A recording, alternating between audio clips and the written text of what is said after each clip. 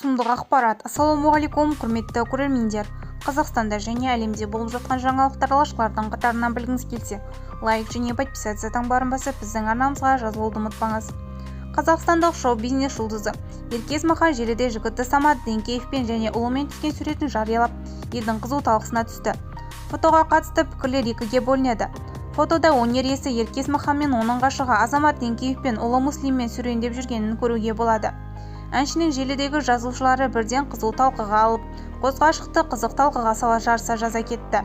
Бірі олар үшін қуана бақыт тілеп жатса, бірі эстрада жұлдызы баласымен Азаммен таныстырғанына жүйреткен.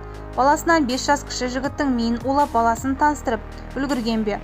Мынаны баланың әкесі көрді ме? Азамат пен Муслимді қасында тұрғызбау керек. Ерке, не істеп жүрсің деп жазды көпшілік.